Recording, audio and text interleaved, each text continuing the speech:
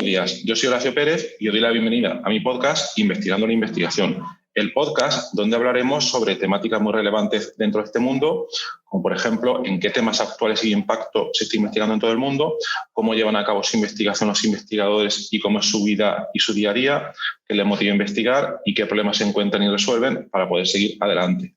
Y además nos centraremos no solo en la investigación académica, sino también en la transferencia tecnológica y en cómo se realiza la investigación en las empresas. Bien, hoy tenemos de invitado a Manolo Castellano. Hola Manolo, buenos días. Horacio, muy buenas. Encantado de estar aquí con vosotros hoy. Gracias y encantado que estés tú con nosotros. Voy a hacer una breve presentación de Manolo. Manolo estuvo, corrígeme si me equivoco, estuvo trabajando como investigador.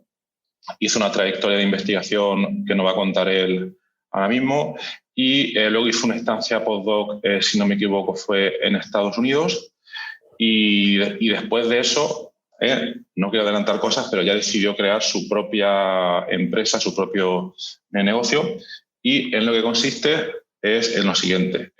Está muy relacionado, hay muchos investigadores que a lo largo de su carrera bueno, pues les pueden pasar diversas cosas, como que, por ejemplo, en algún momento no encuentren motivación para seguir investigando, ya sea en universidades o centros de investigación, o que, por ejemplo, bueno, pues como esta es una carrera bastante compleja, que no encuentren posibilidad para seguir porque no encuentran financiación, las condiciones son muy difíciles y entonces en algún momento, ya bien porque lo decidan ellos o porque se da la situación, deciden dar el salto a trabajar en una empresa como investigadores o a montar su propio negocio.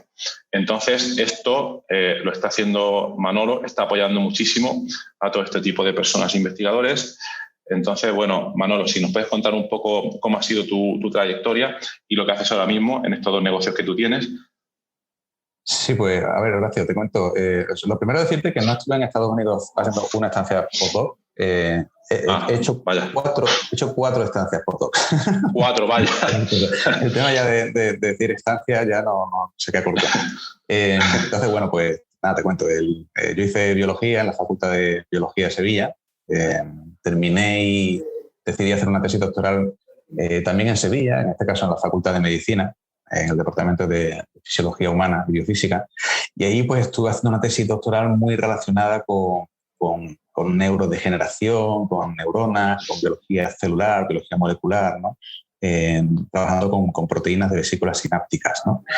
Entonces, bueno, pues ese fue un poco mi trabajo de doctorando, digamos, y cuando terminé eso, pues decidí aunar mis dos pasiones por aquel entonces, ¿no? Que eran la fisiología celular y la música, el sonido, ¿no? Me gustaba mucho la acústica musical y estos temas.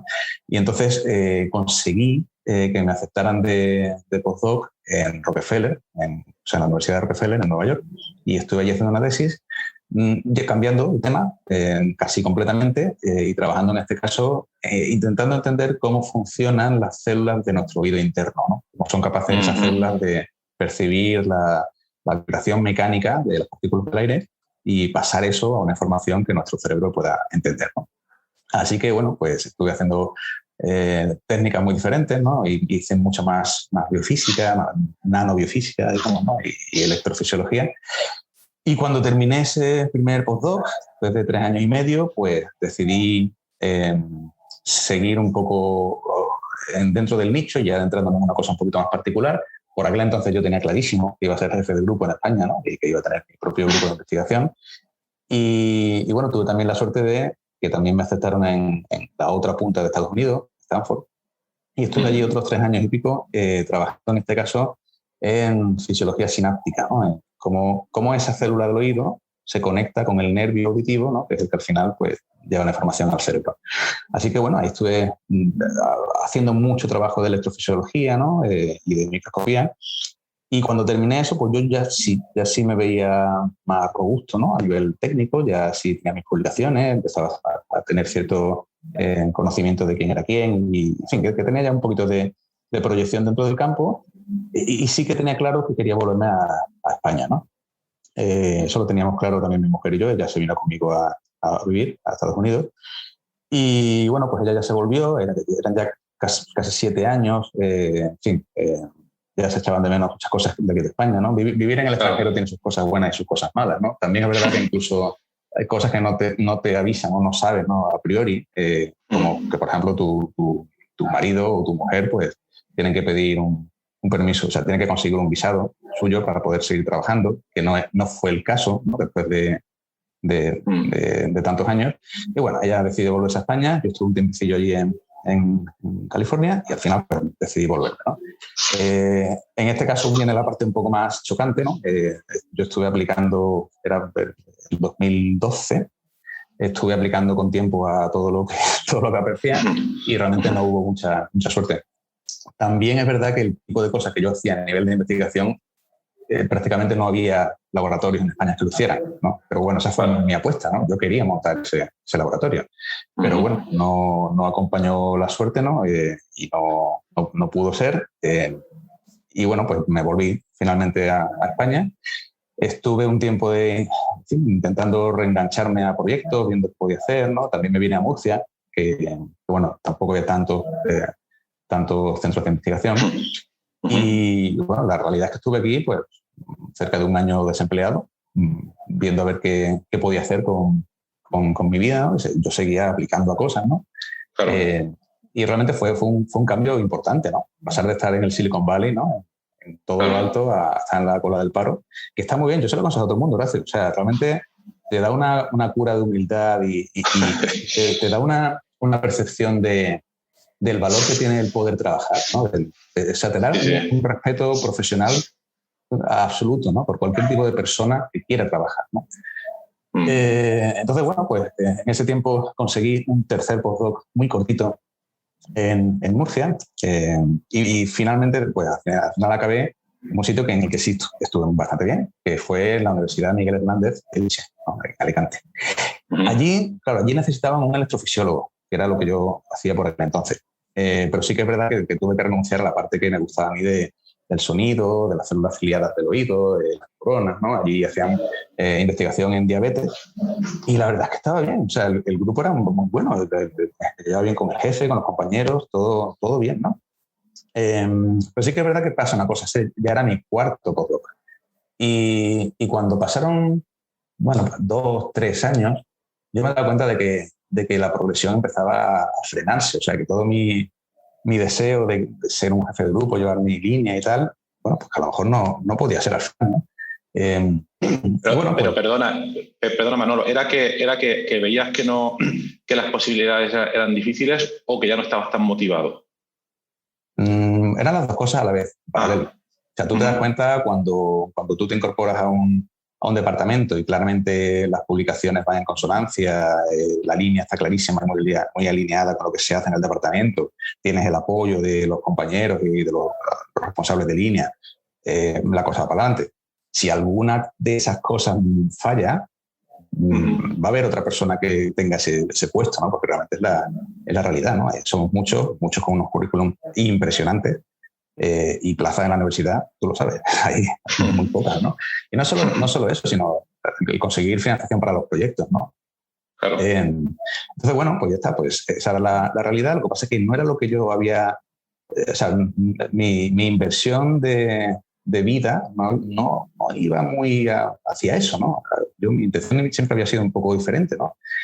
Entonces, eso sí que se mezcla con que cada vez uno es más viejo, ¿no? Le pasan cosas como que tienes niños, ¿no? Y estas cosas que hacemos los seres humanos, ¿no? Y uno mismo cambia también, ¿no? La perspectiva cambia, la intensidad cambia, las prioridades muchas veces cambian, ¿no? Y en fin, yo me he dado cuenta de que al final ya me levantaba por la mañana y decía, venga, otra vez a trabajar, ¿no? Y yo, Horacio, no concibo la investigación así, o sea, no, porque es muy desagradecida la investigación si de verdad no tienes cierto punto de pasión, ¿no? Por hacerla, ¿no? Porque es muy compleja, muy difícil, muy ardua. Totalmente. Y se me mezclaba ya la parte del día a día con mi falta de proyección profesional, porque yo veía que ahí no parecía que fuera a salir gran cosa, por lo menos a medio plazo, ¿no? Y esa no había sido mi visión. Así que, bueno, pues en aquel entonces empecé a hacer lo que hacen muchas personas cuando llevan mucho tiempo en el mundo académico y se replantean el tema, que es preguntar, oye, ¿y yo qué puedo hacer? ¿No? Después de 15 años solamente investigando, ¿qué hago? ¿No? Porque realmente, o sea, y esa es otra realidad, ¿no? La dificultad de que te contraten en otra ciudad, ¿no? en otro laboratorio, ¿no?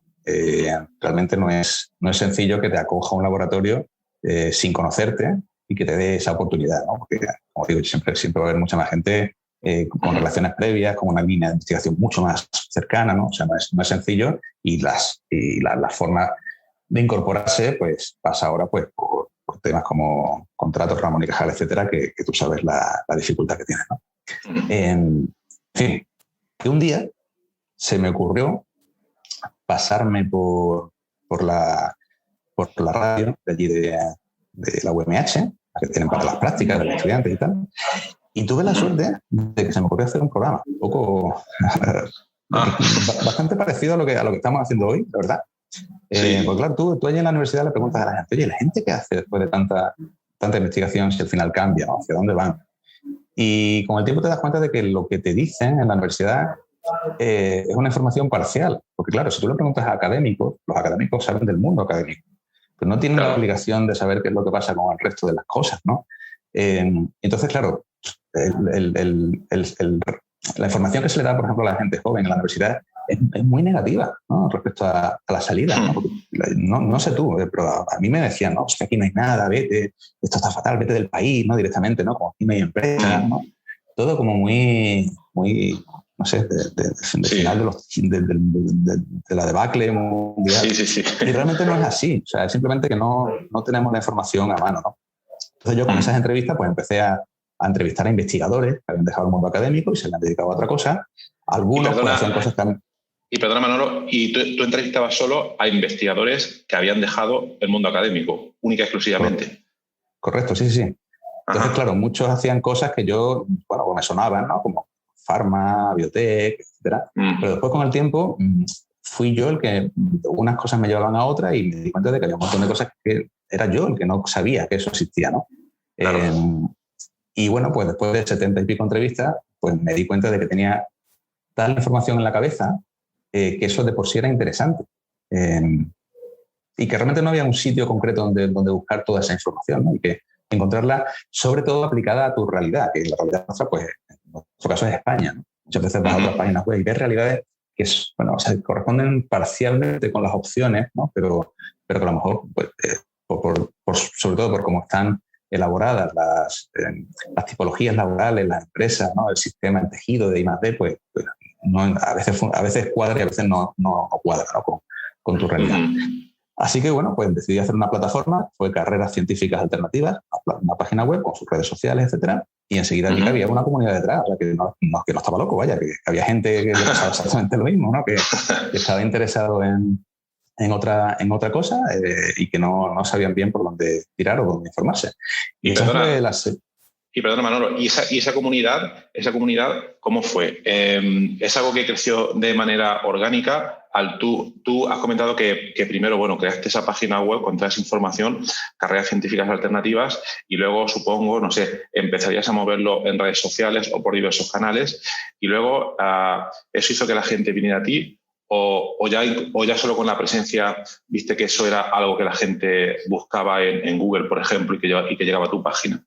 Claro, yo al principio tened en cuenta que yo de marketing digital este tema no tenía ni idea. Entonces yo lo que hice fue el programa de radio y después subir la página a las redes sociales y después retuitear, por ejemplo en Twitter, posts o tweets de temáticas parecidas, ¿no? O sea, fue un poco por gusto, que esto lo hacía yo por las tardes de vez en cuando, ¿no? Mientras hacía postdoc. Y bueno, pues esto es lo que te pasa, ¿no? Que empiezas a hacer una cosa que, por un lado, te das cuenta de que yo era el cuello de botella, que no tenía esa información de qué puedo hacer yo después, y lo segundo, que me encantaba lo que estaba haciendo. O sea, realmente me di cuenta de que esa parte de la comunicación, que ya había hecho mis pinitos, ¿no? O sea, esto no parte de cero, ¿no? También en Rockefeller, por ejemplo, pues estuve haciendo, fui parte de Natural Selections, que era la revista de los postdocs, de allí escribiendo artículos y tal, hace también entrevistas, invitados, o sea que me venía un poco de antes, ¿no? esa inquietud. Vale. Pero aquí claramente era muy guay. Era muy guay porque además la gente te lo decía y te mandaba mensajes, ¿no? Y te decía, oye, muchas gracias, me ha servido, no sé qué. Y después de estar trabajando 15 años con células y con ratones y ranas y tortugas, pues oye, que te digan muchas gracias lo que estás haciendo es un feedback que se agradece mucho, ¿no?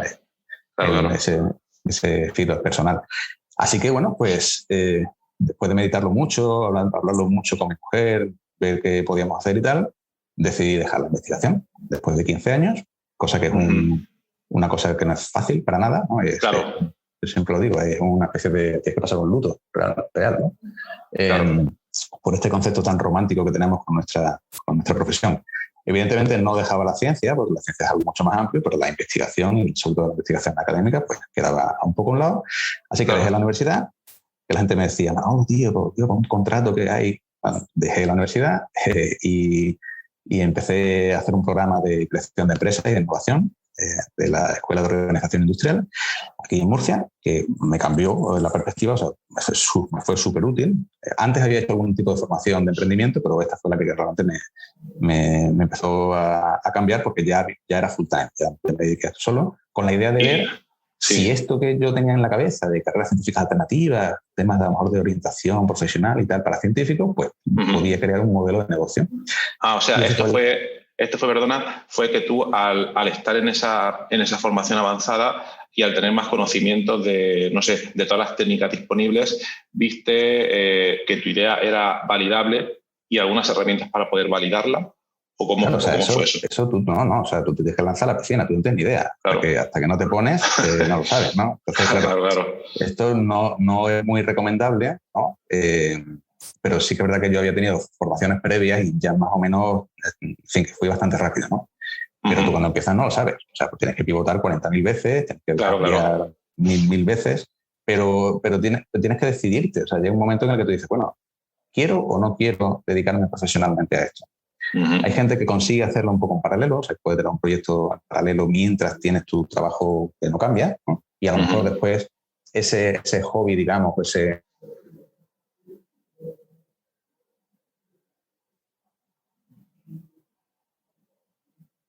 Pues, en mi caso me di cuenta de que para yo ser feliz tenía que dejar lo que estaba haciendo y tenía que hacer algo diferente, acorde a mis competencias, mis valores y mis intereses reales, ¿no? Y esa fue un poco la semilla de todo, que fue carreras científicas alternativas y bueno, ya empecé, evidentemente también me formé por el camino en el tema, me formé, o sea, tanto formalmente en relación a temas de orientación laboral, como sobre todo a nivel de negocio, ¿no? de cómo montar un negocio, cómo montar tu propia empresa, tu propia marca. Y bueno, pues ese fue el inicio de todo. Ahora si quieres te cuento la segunda o la tercera parte. Sí, por supuesto. Y una duda, aquí, tú hiciste todas esas formaciones avanzadas, pero claro, para la audiencia estas formaciones suponemos que no terminan nunca. Porque vas avanzando en la creación de tu empresa, en la creación de tu negocio y siempre supongo que se da uno cuenta de que para crecer más o avanzar más necesitas saber un poco más de esto y de lo otro y que luego a lo mejor incluso necesitas reclutar más gente en tu equipo para poder seguir avanzando, ¿no? Claro, depende un poco de lo que estemos hablando. Claro. Yo te diré que emprender es un estado de ánimo. O sea, es tener claro que quieres hacerlo y desearlo, más que lo hagas bien, mal, regular, lo hagas ahora, mañana o antes de ayer. Es más un continuo. Y yo desde el inicio de esta idea, pues, o sea, desde que empecé a pensar, oye, ¿y si hago algo de esto? Hasta que me puse a hacerlo, pues pasaron fácilmente 2 años y pico, ¿no?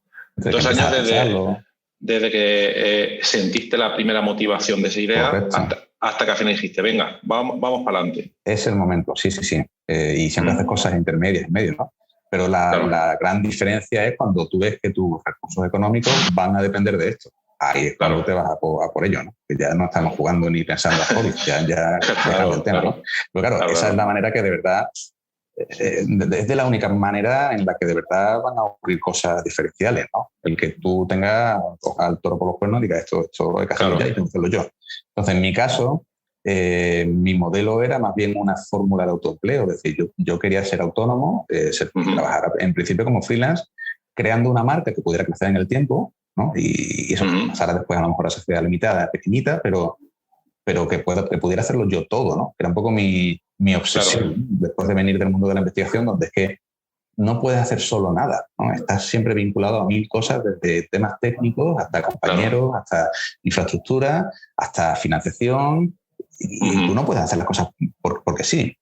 En el momento en el que tú tienes tu ordenador, tu móvil y dices, puedo hacer lo que yo decida que quiero hacer, te cambia la perspectiva. Porque realmente si tú confías en ti, sabes lo que tienes, sabes tu competencia y conoces lo que puedes hacer, te informas bien y vas para adelante, ahí pueden pasar muchas cosas. Y ahora, claro, con lo bueno y con lo malo. Claro. Que depende de ti 100%. Que entre dinero en el banco depende de ti. Y eso es lo que yo, en ese punto de mi vida, necesitaba, ¿no? Que las cosas dependieran de mí, no de otros. Así que bueno, el principio fue ese, ¿no? Empecé a hacer consultorías puntuales de orientación para científicos, muchos talleres, ¿no? Muchos talleres, workshops en universidades, centros de investigación, etcétera. Y bueno, pues ese fue un poco el inicio. No sé si quieres que te cuente un poco la parte de la historia o... Claro, por supuesto, por supuesto. A ver, a mí me parece súper interesante y estoy seguro de que a la audiencia también, muchísimo. Entonces, yo solo una duda antes de que se me olvide. 2 preguntas. La primera, para que quede claro para la audiencia, tú estás hablando, claro, tú empezaste en el momento en que te dijiste, venga, vamos para adelante, tuviste una idea, una motivación y empezaste, has comentado, bueno, dando charlas por aquí y por allá, pero claro, desde entonces hasta el día de hoy, como has comentado, has tenido que pivotar mucho, cambiar, reajustar de tu plan, de tu Lean Canvas, no sé cómo lo llamarás tú, de tu plan de negocio, habrás tenido que cambiar e iterar varias cosas hasta que has dado con la tecla, ¿no? Imagino que, no sé si habrá sido así. Y luego, por otra parte, a la hora de financiarte, ¿cómo lo hiciste? Supongo que tu financiación inicial ha sido totalmente tuya o has aplicado convocatorias que ayuden a crecer o a inversores. Claro, a ver, por parte de la primera pregunta, las ideas, yo creo que en el fondo, yo sé que no está todo el mundo de acuerdo, creo que sirven para bastante poco, sobre todo cuando eres científico. Claro. Porque estamos acostumbrados a generar continuamente ideas y en general solemos pensar que son buenas ideas, porque somos científicos y no... Ese es el error principal de los científicos, sí. Sí. Tenemos cierta arrogancia, yo primero, pensando que son ideas fantásticas las que tenemos. Y muchas veces es cierto, ¿no? Tenemos ideas fantásticas. Pero eso le importa a alguien o no, tú eso no lo sabes. Y esa es la parte importante. Que haya... Claro. Y ya estamos hablando del mundo privado. Y si hay alguien que le interesa, bueno, pues tu idea puede funcionar. Pero si no hay nadie que le interesa, por muy buena que sea tu idea, pues bueno, no va a servir para nada. Claro. Con lo cual, el ir cambiando y ir pivotando hacia algo que sea una buena idea, pero que tenga acogida en el mercado de fuera de ti, eso es continuo. O sea, tú tienes que ir cambiando, buscando dónde está el cliente, quién es, ¿no? Entonces, en ese aspecto, por supuesto, un cambio continuo y tal y como van las cosas, yo te diría que no, o sea, por lo menos en mi nicho, en el tema de la reorientación profesional, es que no puedes estar más de 6 meses, un año, sin cambiar nada. Sí, tienes que estar inventando cosas nuevas porque las cosas van muy rápido, ¿no? Y este año de la pandemia ha sido un claro ejemplo, ¿no? En que cambian las cosas y te cambia absolutamente el modelo y como tú no hagas nada y reacciones, pues bueno, a lo mejor no te va bien, ¿no? Claro. En mi caso, y respondiendo a la segunda pregunta, claro, yo decidí hacer algo que fuera muy barato de comenzar. Entonces no necesitaba financiarme. Bueno, sí, necesitaba financiarme, pues gracias a Dios tenía a mi mujer que sí trabajaba y en ese aspecto pues estaba cubierto. O sea, que no me iba a ir de bajo un puente. Pero ten en cuenta que lo que yo necesitaba básicamente era un móvil, un ordenador y fibra. Ya está. Y esa era mi intención. Después, pues evidentemente crece, ya va necesitando más financiación, pero ya en mi caso fui cubriéndolo con los ingresos que íbamos percibiendo, ¿no? Vale. Muy diferente. O sea, evidentemente, si tú necesitas un equipo, más gente, infraestructura, pues ya hay que hacerlo de manera diferente. Claro. Y luego supongo tu negocio ha ido creciendo y ha habido algún momento en el que ya has empezado a contratar gente para tu equipo. Claro, esa es la parte difícil, ¿no? Cuando ya te acomodas y te acostumbras a trabajar como autónomo, que tú ya sabes cómo hacer las cosas, esa parte no es fácil, ¿no? Entender qué tienes que delegar, a quién, cómo, pero es la única manera, no ya de crecer, sino que te diría, Horacio, de mantenerte, ¿no? Porque realmente el consultor autónomo tiene una tendencia a quemarse que yo te diría que es casi peor que la del investigador. O sea, así, a quemarse, pero ¿en qué sentido? ¿A sobresaturarse de trabajo? Mucho trabajo, ya se mezcla muchísimo el tema personal y profesional, las horas son muy flexibles, igual trabajas desde casa muchísimo. Entonces, en ese aspecto, yo diría que parte del que te vaya bien o mal posiblemente dependa de cuánto rápido te des cuenta tú de cómo tienes que hacer las cosas a nivel de gestión del tiempo, por ejemplo, en productividad, conciliación, todo eso lo tienes que empezar a construir desde cero, porque además, tú la conciliación de los investigadores nos cuesta un mundo, ¿no? Y todo además nos han acostumbrado a que todo se suple con tiempo. O sea, si te tienes que quedar un poquito más para hacer un póster, si tienes un poquito más para acabar el experimento, pues tienes que ir el fin de semana para hacer el experimento, lo haces. Y así es muy difícil conciliar, ¿no? Y cuando te incorporas. Y de hecho, este es el tipo de cosas que a veces chocan, ¿no? Cuando se recluta un investigador que ha hecho solo academia en una empresa, el miedo, uno de los miedos que tiene el empresario es ese, ¿no? El decir, oye, esta persona se va a saber aclimatar a la velocidad de los tiempos, ¿no? A los tiempos que necesitamos, a que esto hay que producirlo de aquí a aquí en este tiempo y hay que ser absolutamente productivo.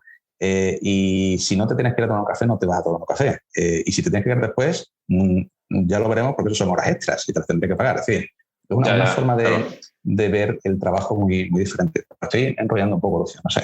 Pero es súper interesante, súper interesante. Yo pienso que son puntos que la gente pues tiene que conocer porque yo estoy seguro de que habrá gente de la audiencia que a lo mejor están pensando en dar un paso pues, en esta dirección. Entonces, todo lo que tú estás contando de cómo has dado esos pasos, otra persona que lo intente no querrá llegar al mismo sitio que tú, pero muchos de los pasos yo creo que van a ser comunes, ¿no? Todo esto que estás comentando tú, de tener esa motivación, de dar esos pasos, de lanzarse, lo que tú estás comentando ahora mismo, la conciliación, el no saturarse de trabajo y sobre todo lo último que estabas comentando, que muchos investigadores, incluso hayas publicado en Nature y Science y todas estas cosas, estamos, o porque no nos han enseñado algo así, pero a mí en la universidad nadie me enseñó técnicas de productividad ni de gestión eficiente del tiempo. Son matemáticas, física y química y para adelante, ¿no?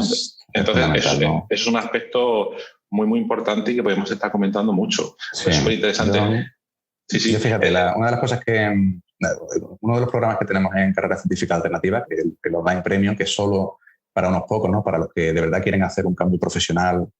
No estoy hablando de gente del mundo académico necesariamente, hay gente también que está en una empresa y le pasa igual, bueno, por ejemplo, que me pasó a mí, vaya, que no están contentos con lo que están haciendo y quieren cambiar, ¿no? Y tienen ya la clara intención de cambiar y no saben cómo, o no saben a dónde, ¿no? O no saben qué podrían hacer con su vida cuando ya llevan bastante tiempo haciendo lo que están haciendo.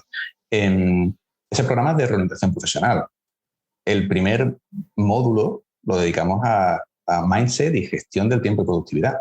Es que o sea, hay que cambiar el chip. Es la única manera de poder empezar a hacer las cosas diferentes, cambiando la mentalidad de cómo hago yo mi día a día, ¿no? Cuáles son mis posibilidades de cambiar hábitos, ¿no? Este tipo de cosas que, a ver, que eso, que la gente lo hace, que hay metodologías, GTD, Habit Tracker, Bullet Journal. La gente, los que están interesados pueden investigar en cómo hacer esto, ¿no? Pero en el mundo científico es que veo yo que no se hace, no se potencia demasiado. Es verdad, es sorprendente porque hay cosas mucho más complicadas que los investigadores aprendemos, pero luego en temas de gestión del tiempo y todas estas cosas hay muy poca gente que se dedica a investigar un poco de tiempo, en invertir un poco de tiempo para su propio tiempo, ¿no? Es impresionante. Claro. Y fundamental. Entonces, por actualizar, ahora mismo, ¿cuál es tu situación? Tú estás ahora mismo con dos modelos de negocio, ¿no? Que uno es carreras científicas alternativas y tienes otro más. ¿Podrías comentar un poco cuál es la situación actual de esos dos negocios y cómo los llevas? La segunda parte es la que no te he comentado todavía, que es la que comentas de talento científico, que la verdad es que es lo que te pasa, ¿no? Cuando ya te lanzas a emprender y empiezas el camino, tú sabes lo que dejas atrás, no tienes ni idea de lo que viene por delante. Tú tienes una idea, piensas que vas a hacer algo, pero después las cosas cambian y te van apareciendo no solo ideas, sino gente, ¿no? También es verdad que a mí siempre me ha gustado el tema del networking, ¿no? Y le he visto un potencial y un interés que me gusta hacerlo, ¿no? Me gusta conectar a la gente.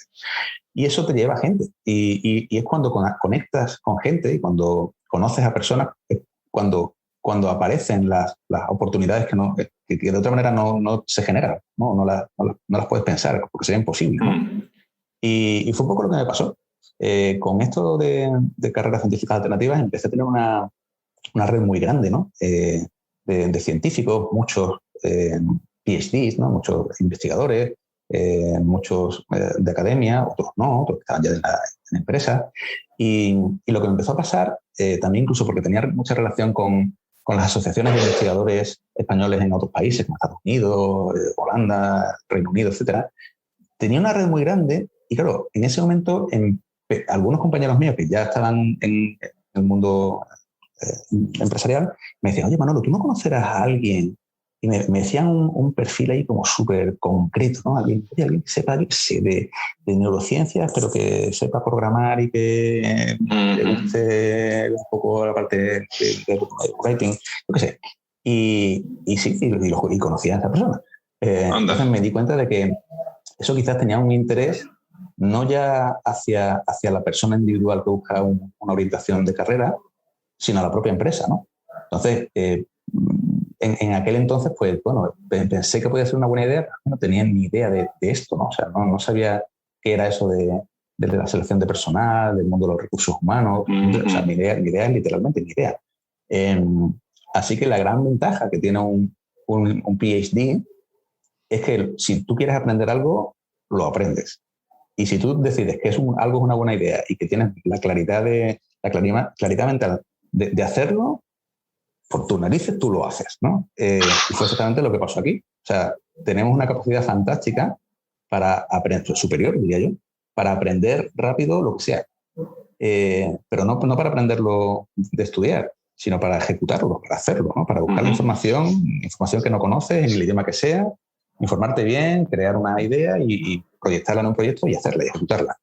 Eso no nos damos cuenta del potencial que tiene en el mundo, porque lo vemos como normal, pero la gente que no ha hecho un doctorado no suele tener esa capacidad, ¿no? de abstracción de la idea, después entender qué es lo que tengo que hacer para testarlo, ¿no? O sea, en el fondo es que un Lean Canvas no es más que eso, ¿no? El trabajar tú con un modelo de negocio, estás trabajando con el método científico, en el fondo, ¿no? Donde tú tienes la idea, bueno, ves la situación, tienes una idea, haces un experimento y si el experimento te da un buen resultado, entonces que la hipótesis tuya era buena, y si no, pues vas a por otro experimento. Esto es lo mismo. Sí, es un método científico, al fin y al cabo, exactamente.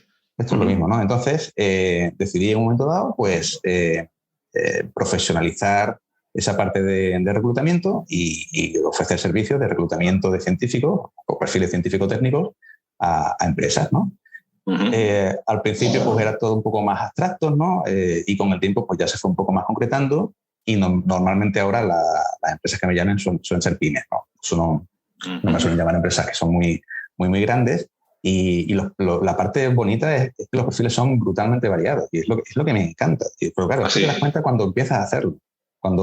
Hasta que no tienes la idea y no te informan y no sabes cómo se hace, no lo sabes, ¿no? Y a mí igual me llaman para contratar a un matemático que sepa de geometría diferencial para una óptica o una industria óptica, hasta alguien que trabaje más en temas más comerciales o gente de writing, ¿no? Hay mucho gente que está buscando a científicos para hacer temas más ya sea más para la parte de marketing, ya sea más para la gente que hace los propios artículos científicos, ¿no? Para ayudar y formar a los científicos.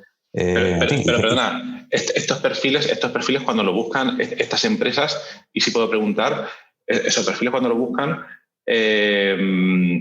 ¿por qué los externalizan? ¿Porque son perfiles muy difíciles de encontrar o porque simplemente quieren descentralizarse de ello para dedicar el tiempo a otra cosa y porque tienen un presupuesto que pueden dedicar a eso? Correcto, pueden ser por las dos cosas. Depende un poco también del nivel de senioridad del perfil, ¿no? O sea, en reclutamiento hay como muchas subdivisiones. Si hablamos de ya perfiles más senior o mucho más complejos a nivel técnico y tal, pues vamos a hablar de headhunting. Y en ese aspecto ya pues es como que el headhunter tiene que irse directamente a candidatos pasivos, ¿no? O sea, gente que no está buscando trabajo, sino que tú tienes que tienes que tener esa red, ¿no? E ir conectando uno con otro, ir preguntando, muchísimo teléfono, muchísimas conversaciones, y tú cazas, digamos, ¿no? Buscas a una persona para típicamente que deje de trabajar en la empresa en la que está, que suele ocurrir que no está bien en ese momento, y que lo contraten en esa otra empresa. En ese caso, en muchas ocasiones no se puede, o sea, tienes que hacerlo de manera un poquito anónima, digamos. Por eso se ven en muchos casos cuando los anuncios no dicen quiénes son quién es la empresa, por ejemplo, ¿no? Contratante, ¿no? Y pero en muchos casos, por ejemplo, bueno, pues no, una empresa no quiere dar a conocer que van a hacer una nueva línea estratégica y por tanto un nuevo puesto para que no haya competencia, y por eso buscan un tercero. O no van a tener que prescindir de un empleado y no quieren anunciarlo, ¿no? Quieren ver quién puede sustituirlo con anterioridad, ¿no? Sí. A otros niveles, pues ya pueden pasar muchas más cosas. Lo más simple es, pues, el equivalente a lo que hacen las ETT, ¿no? Que simplemente que estás ahorrándole tiempo a la empresa, ¿no? Un periodo de reclutamiento, pues a lo mejor hay un recruiter interno que no es corriente en pymes, pero bueno, hay alguien que a lo mejor está en recursos humanos y le puede dedicar tiempo a buscar una persona. Eso es tiempo y lo puede hacer desde muy mal hasta muy bien. Pero evidentemente la gente de recursos humanos de las empresas no tienen tiempo infinito y a lo mejor están más preocupados en esos momentos del tema de mil cosas de recursos humanos que no tienen nada que ver con reclutar, ¿no? O sea, temas de nómina, de problemáticas, de formación. Y simplemente es que no tienen tiempo. Y en vez de contratar a una persona que sea un recruiter, eso ya te digo, para tener eso tienes que tener cierto tamaño de empresa, pues externalizar el servicio. Y después la otra cosa es que que sea complicado, o sea, que no sepas dónde encontrar al candidato, que no te resulte fácil encontrar al candidato, que también es muy corriente en este caso, ¿no? Porque estamos hablando de perfiles muy, muy, muy técnicos. Y ahí entras tú con tu red de contactos que has establecido a lo largo de los años. Claro, esa fue un poco el origen, ¿no? El origen de ver que, primero, que yo tenía esa red, que me gustaba hacer eso, ¿no? También, hombre, aptitudes mías que funcionan en ese aspecto, como el tema de la comunicación, todo eso ayuda, evidentemente. Pero que después que me encantaba, que me di cuenta de que es como un reto, ¿no? Es como un proyecto. O sea, cuando tienes una idea, quieres hacer algo y necesitas encontrar a alguien, como encontrar una aguja en un pajar. Eso a mí me pone como una moto, o sea, que tengo que encontrar a esa persona, ¿no? Eso está muy bien porque estás súper motivado para poder hacer estas cosas. Y aquí una duda, tú tienes tus redes de contactos y, no sé, te pedirán un perfil que puede pasar, imagino, dos cosas. Uno, que ese perfil ya sepas tú dónde buscar porque conoces a alguien que conoce a alguien de lo que sea. No sé, por ejemplo, como tú trabajaste en neurofisiología relacionado con todo el tema auditivo, claro, si te piden un perfil de ese tipo, a ti te viene a la cabeza enseguida, imagino. Pero ¿qué sucede cuando te piden un perfil que tú no has tenido? No sé, a lo mejor puede pasar, no sé, un ingeniero aeronáutico de la NASA, yo qué sé, por inventarme cualquier cosa. Claro, a partir de ahí, ¿qué haces? Lo tienes que buscar desde cero. Claro, o sea, lo primero no suele ocurrir casi nunca. O sea, nadie busca un neurofisiólogo, por desgracia. Entonces, claro, sería muy sencillo, pero no me suele ocurrir nunca. O sea, hay perfiles que son más cercanos a lo que yo entienda o conozca y hay perfiles que no. Entonces, cada uno trabajará de una manera diferente. Yo trabajo de una manera muy concreta. Antes de firmar el contrato con la empresa para buscar a la persona, yo hablo con la empresa, veo qué tipo de perfil es, y antes de seguir hablando, yo cojo el teléfono, empiezo a hablar con gente, veo red y yo veo si estoy capacitado para encontrar ese perfil. Y en algunas ocasiones veo que no. Llamo a la empresa y le digo, mira, ese mismo día le digo, mira, no soy la persona que buscas porque no tengo un valor diferencial para ti, pero si quieres contactar con no sé quién o no sé quién, ya pues refiero a un compañero que trabaje ese nicho un poquito más en concreto. Conoces a más gente que... Vale. Muy bien. Muy bien. El interés concreto del headhunter o del reclutador externo es ese, ¿no? Es el que tú... O sea, a ver, existen diferentes ideas, ¿no? Tú puedes ser más reclutador regional, ¿no? Y simplemente ser más generalista, pero hacerlo solo por zona, con lo cual tu fuerte es que conoces muy bien lo que está ocurriendo en Murcia, por ejemplo, ¿no? Y ahí tienes tu potencia. puedes hacerlo por nicho, o sea, puedes hacer, no sé, trabajar solo en agroalimentario, ¿no? Entonces, Claro. pues, evidentemente vas a tener muy segmentado tu red en agroalimentario y puedes hacerlo por tipología. A lo mejor, pues, yo solo contrato o busco medical science liaison y te da igual donde estés, o sea, da igual que estés en Madrid, en Murcia o en Copenhague, ¿no? Claro. El, el valor diferencial que tú aportes tienes que decidirlo, pero normalmente no se pueden hacer todas las cosas a la vez. Si le quitas de uno, lo aumentas de otro, y si lo aumentas de uno, lo quitas de otro. Sí, eso es un tema clave de la gestión del tiempo. Sí. Vale, pues súper interesante, porque no se me pase. Vale, entonces aquí tú tienes como que dos líneas. Una sería carreras científicas alternativas, donde ayudas a la gente, investigadores, gente que está en la academia y gente que no está en la academia, a reorientarse profesionalmente. Y luego sería la línea de talento científico, donde ayudas a estas empresas a encontrar determinados perfiles. Entonces aquí me gustaría preguntarte, creo que le puede interesar a la audiencia, ¿podrías comentar, no sé, imagino que no porque habrá temas de confidencialidad, pero algún caso de éxito o a lo mejor por la tipología de algún caso de que estuviera en investigación y que le costara mucho dar el salto, pero que una vez han dado ese salto han conseguido un éxito que no se esperaban? No sé. Pues claro, sí, porque no confidencialidad ninguna. O sea, te puedo dar casos concretos de personas concretas, vale.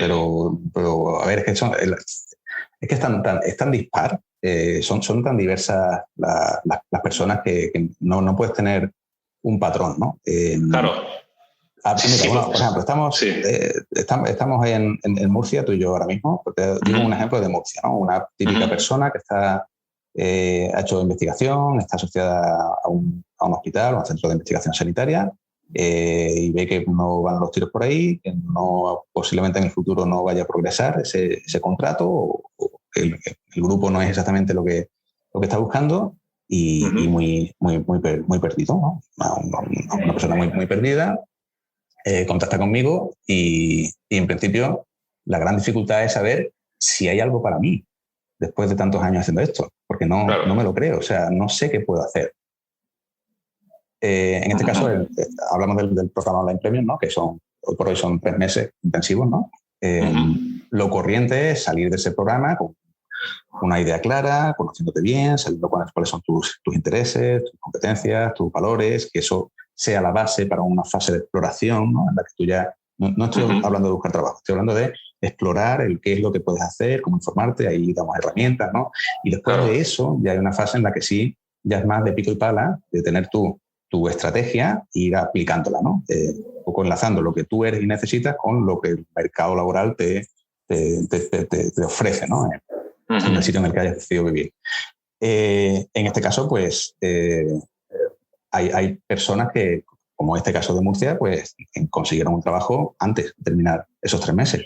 Pero no necesariamente porque, o sea, ese no es el objetivo del programa. El objetivo del programa no es encontrar trabajo, es saber qué es lo que quieres hacer con tu vida, qué es lo que de verdad te ilusiona a nivel profesional y tener un plan de carrera.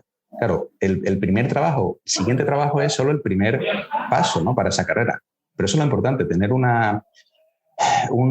plan que te ilusione y que haga que tus ojos brillen un poquito, ¿no? Y sí, es como conectar con uno mismo, con cosas que uno había perdido de su motivación. Absolutamente, y se nos olvida, todo eso se nos olvida, son cosas enterradas, recuerdos, o sea, tenemos tantas competencias y tantos intereses enterrados simplemente porque no nos paramos nunca a pensar, claro. ¿No? Oye, pero espérate, vamos a pararnos. La vorágine del día a día, estamos siempre corriendo y se nos olvida quiénes somos. A veces se nos olvida y a veces directamente es que no lo sabemos, ¿no? Porque hemos ido rápido desde siempre, ¿no? Claro. Y en este aspecto, pues yo siempre invito a la gente a hacerlo al revés, o sea, a pensar del largo plazo al corto plazo. Si tú tienes claro a nivel profesional y eres de esas personas que te interesan tener ese tipo de progresión profesional, o sea, hay mucha gente que no necesita esto, ¿no? La gente que sí lo necesita, que muchos de ellos, o sea, muchos científicos somos así, ¿no? Siempre estamos pensando en lo que viene después, en el futuro, en el proyecto, no estamos disfrutando el presente todos los días, ¿no? Como es el caso de otros tipos de trabajo. En ese aspecto es fundamental tener la idea, tener el plan y empezar a ejecutarlo para ver cuál es el primer paso, ¿no? Y ese primer paso pues, puede ser a lo mejor un empleo que esté más cercano para ti, que sea más accesible, pero que sea la llave para lo siguiente, ¿no? Este sería un ejemplo de, yo qué sé, un científico que trabaja como account manager en una empresa de farma, ¿no? De este estilo, a lo mejor un poco más con la parte comercial, pero claro, eso solo lo haces si de verdad te conoces bien y te das cuenta de que tú puedes hacerlo bien y te apetece. Por eso la fase de autoconocimiento es fundamental, porque si no al final puedes acabar exactamente igual, o sea, consiguiendo un trabajo que al final no era lo que tú querías. Y volvemos otra vez al bucle, ¿no? Eso es un poco, bueno, los casos típicos de empezar a plantear tu vida para seguir trabajando por cuenta ajena. Pero después, lo que pasa en muchas ocasiones es que durante el programa hay gente que se da cuenta del valor o del interés propio de trabajar como por cuenta propia. O sea, ya sea como autónomo, como freelance o incluso montando tu propia empresa, ¿no? Perdona, ¿y es para ellos realmente un tipo de momento eureka cuando digan eso que no se esperaban? Claro, porque no es lo corriente, ¿no? Porque para empezar, no es lo corriente. Yo te diría que el 5% de los científicos que oriento acaban trabajando por cuenta propia. El resto 5%. El resto no lo tienen. En su cabeza no existe esa posibilidad, ¿no? Por cómo somos, por la sociedad en la que vivimos, etc. Claro. Y después hay un porcentaje intermedio, que son los que no lo habían pensado nunca y que gracias a este tipo de programas pues empiezan a planteárselo como posibilidad. Claro, como no te hablan de esto, normalmente, y en la universidad menos todavía, a no ser que empieces tú a formarte, que yo lo aconsejo, porque es que además es fantástico tener formación gratuita sobre emprendimiento para gente que pueda interesarle, aprovéchala, ¿no? Si estás todavía dentro de una institución. Claro. Si no lo tienes claro y no te han hablado de eso, hasta que no te hablan no te das cuenta. Pero claro, no es solo que te hablen de cómo se hace, sino si tú eres la persona adecuada para hacer esto, si tienes las competencias necesarias para entender. Y eso solo te das cuenta si comienza un proceso o lo tienes claro, o crees que sí, ya lo sabes, o necesitas un proceso de autoconocimiento para empoderarte y decir, oye, pero vamos a ver, ¿por qué tanto miedo? Si hay, ¿cuántos autónomos hay? Por Dios, ¿habrá bares en el mundo? ¿Y qué pasa? La gente que monta bares son Robin Hood, ¿no? O sea, que se puede hacer, ¿no? Ahora, solo lo haces, solo te conviertes en autónomo, en freelance o emprendes cuando realmente te apetece y lo ves claro y ves que es una cosa viable. Y eso empieza, no empieza en el mercado laboral. Efectivamente, aquí de lo que se trata, la trayectoria, el camino para los que lo dan sería primero, se dan cuenta de que no están donde quieren estar, ¿no? Y luego es el programa que vosotros tenéis, este programa que creo que has comentado que se llama Premium de 3 meses, donde hay una etapa de autodescubrimiento donde dicen, vale, yo me he dado cuenta de que esto es lo que me motiva, cómo lo materializo, qué estrategia, bueno, más que qué estrategia, qué tácticas o qué pasos voy a dar para intentar conseguir algo de lo que quiero hacer. Y claro, ahí tú has comentado 5% de autónomos, no todo el mundo tiene por qué ser autónomo, oye. Si a uno no le motiva, pues habrá otra cosa que le pueda motivar. Uno no debe ser autónomo. Si tú no lo tienes claro, no debe intentar ser autónomo, porque es peor, o sea, es muy arduo. Y para mí tiene muchísimas ventajas, pero porque yo tengo una forma de ser que casa con ser autónomo y con montar una empresa. No todo el mundo está capacitado para montarlo y creo que es desaconsejable. Ahora, lo que también es desaconsejable es no informar de manera adecuada a la gente o formarla para darse cuenta de que las cosas, el mundo está cambiando y que si seguimos con nuestra idea de que nos contrate alguien, siempre nos estamos perdiendo la posibilidad de ciertos tipos de trabajos que a lo mejor son los trabajos perfectos para nosotros. Y en muchos casos que ocurre eso, que incluso para que te contraten una empresa, tú tienes que haber demostrado algo. Y hoy por hoy, ya en el siglo XXI, es que rara vez se demuestra eso a través de la formación. Claro. Tú te formas de lo que quieras y después haces. Y cuando hagas, enseñas lo que has hecho y entonces ya te contrato. Y eso es lo que pasa en muchísimas ocasiones con personas que sí han dado el paso y han estado trabajando un tiempo de autónomo, depende evidentemente de lo que estamos hablando, ¿no?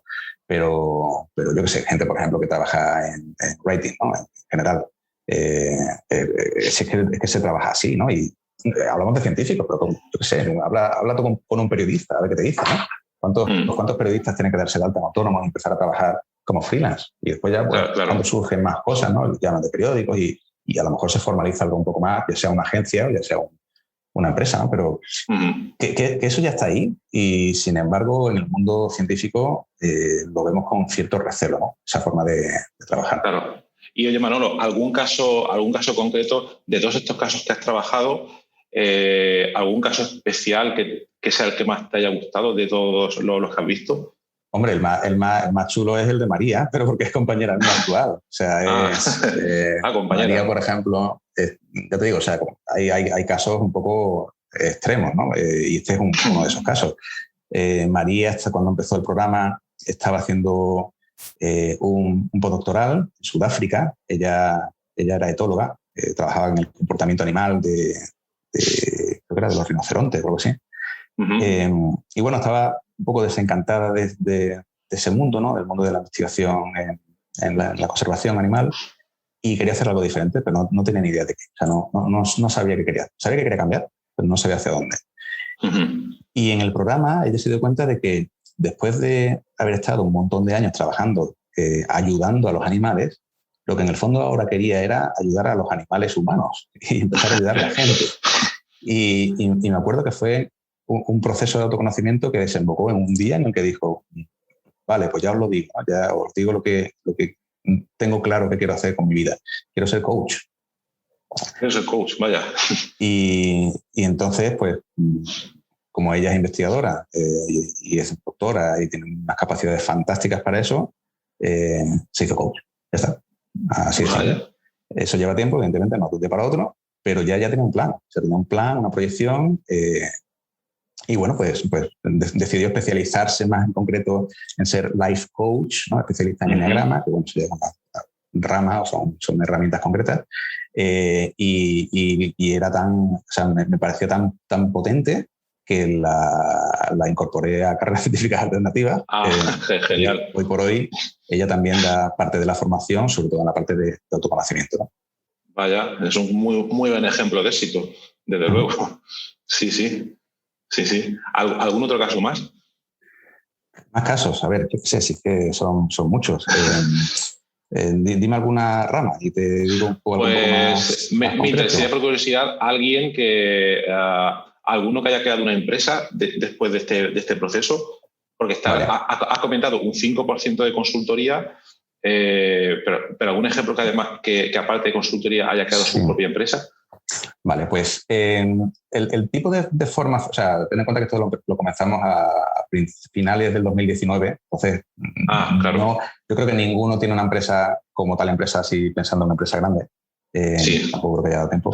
Pero muchos sí han empezado a trabajar con empresas como autónomo, ¿no? Como marca. Entonces, ahí sí son dispares. Hay, yo qué sé, gente que se dedica, por ejemplo, a la educación, ¿no? Y ha querido crear un modelo de negocio en torno a la neuroeducación. Se me ocurre gente que ha trabajado más el writing o gente que va más hacia el copywriting, pero de nicho, ¿no? Por ejemplo, copywriter para agroalimentarios, ¿no? Y eso sería un poco un nicho que evidentemente tú puedes empezar a trabajar con una agencia o tú ofrecer los servicios, que de hecho muchas veces ofrecer esos servicios a la agencia, ¿no? Más gente, pues gente ya que sí se mete en berenjenales y empieza a un poco lo que tú decías al principio, ¿no? De ideas ya más globales donde te hace falta una infraestructura, ¿no? y dinero y financiación, ¿no? Pues para, bueno, consiguiendo el expertise que tenías antes y desarrollándolo, pues para crear péptidos concretos, ¿no? Dentro de la industria biotech. Eso son cosas que a lo mejor nos suenan un poco más, ¿no? A los que hemos hecho mucho laboratorio. Lo difícil es desvincularte de eso y entender que tú puedes llegar a ofrecer un servicio como científico freelance sin necesidad de una infraestructura, ¿no? Porque sí que es verdad que yo puedo iniciar ese proceso a nivel de orientación, pero hoy por hoy yo no me siento capacitado para explicarte cómo tienes que crear una empresa de 100 trabajadores. No llego a ese punto, ¿no? Lo que sí que ocurre es que mucha gente llega a eso un poco a posteriori, es decir, empieza a lo mejor a ofrecer servicios de consultoría medioambiental utilizando tus conocimientos en programación y de metodologías de creación de modelos, ¿no? Eso muchas veces incluso llaman a las universidades, ¿no? Buscando este tipo de especialistas. Y hay personas que dicen, bueno, pues en vez de quedarme aquí, lo que hago es que me salgo y me convierto en consultor autónomo, ¿no? Y si me va bien, entonces crezco. Y crezco ya hacia una marca, hacia una empresa, o por el camino también te van surgiendo colaboradores, vas conociendo gente y es donde donde aparecen las empresas, ¿no?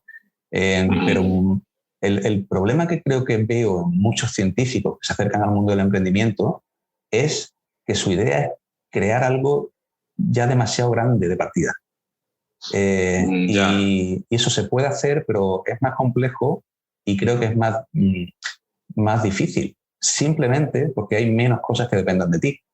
Mientras que si tú decides que quieres trabajar como consultor, ahí no te puedes esconder, ahí no puedes echarle la culpa a Cedeti, o que no te han dado la financiación, a los Business Angels, o que no, ahí muchas veces sí puedes hacerlo, ¿no? Y depende de ti. Por eso te digo, tú recomiendas hacerlo un poco como de manera incremental, primero por empezar de manera más segura y con menos riesgo, es decir, ir creciendo poco a poco, no de golpe decir, venga, voy a crear Depende de la idea que estamos hablando, depende del nicho, depende de lo que sea, ¿no? Hay cosas que directamente no se pueden hacer de la manera. Pero hay muchas que sí. Hay muchas que el problema, yo te diría, para que funcione bien, no es ya la idea que tengas, sino el cómo tú te aclimatas a la forma de vida de un emprendedor. Y eso lleva tiempo. Y a veces que tú puedes entrar en ese mundo y darte cuenta de que va bien, te gusta o no, y a veces que no va contigo, no consigues compaginarlo bien con tu día a día, con tu forma de ser, con tu familia, con lo que sea. Claro. Eso, cuanto más despacito lo hagas, mejor. Si te vuelcas en un proyecto donde ya están envueltas personas, cuando haya ya más de una persona en un grupo humano, todo se convierte en más complejo. Y es más posible que vayan las cosas mal, pues ya son decisiones en duplicado, en triplicado, etcétera. Eso, claro, lo ideal es empezar a emprender con alguien con el que ya a priori te lleves bien, y estés alineado totalmente, y que sobre todo que la idea final, el largo plazo, lo comparta contigo. Y eso es muy difícil al principio cuando no conoces a mucha gente, ¿no? Por eso lo importante es, lo fundamental que es el networking, empezar a conocer gente, estar expuesto, ¿no? a que se generen ideas y interacciones con otras personas que al final pueden llegar a ser perfectamente tus socios, ¿no? Totalmente de acuerdo. Siempre abierto, aunque estuviera funcionando tu consultoría o negocio, lo que fuera, vamos, totalmente de acuerdo en estar siempre conectado con mucho tipo de gente, porque no sabe uno lo que puede pasar. Pues muy bien, Manolo, a ver, me resulta súper interesante, pero por no quitarte más tiempo, tanto a ti como a la audiencia, si quieres, vamos a ir terminando. Yo te preguntaría muchísimas más cosas, pero por terminar en algún momento, solo una cosa. Normalmente en este programa el invitado anterior suele dejar una pregunta para el siguiente invitado. Entonces te va a tocar la pregunta que dejó el invitado anterior, que fue Ana María Cuervo, del Instituto Albert Einstein de Medicina en Nueva York. Y la pregunta era, a los investigadores, si pudiesen volver en el tiempo, ¿qué le dirías a esa persona de 18 años? Dijo 18 años, que está ahora comenzando su trayectoria. 18 años, no sé, porque no es una edad a la que uno empieza a investigar, pero bueno. Por avisarlos, no sé. Sí, yo te diría, si tienes 18 años, lo primero pásatelo bien, ¿vale? Controlando, evidentemente. Y lo segundo, explora. Dedícale tiempo a investigar, no a investigar de investigación, sino a investigar cosas de la vida que te llamen la atención, ¿no? Ahí yo, desde luego, estoy totalmente de acuerdo con otras sociedades donde ven eso más normal, ¿no? Lo de terminar tu periodo de formación, el bachillerato, etcétera, y después darte un tiempo, ¿no? para viajar o para conocer gente, otras culturas, ver otras opciones. Totalmente. Y después ya decidir, bueno, por dónde van los tiros en tu vida, ¿no? Hay que hacerlo. Y no hay que hacerlo en un momento puntual, hay que hacerlo siempre.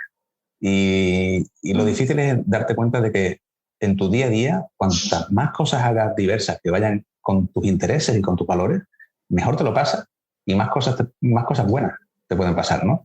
Y cosas tontas como formar parte de una asociación, trabajar de voluntario en una ONG, estar en un chiringuito un verano trabajando en la playa.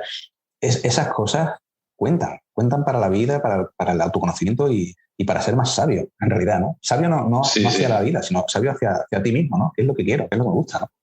Incluso más que muchas asignaturas y papers, diría yo a veces. Hombre, incluso eso es evidentísimo. Lo que pasa es que después, a ver cómo se lo explicas tú a la meca, ¿no?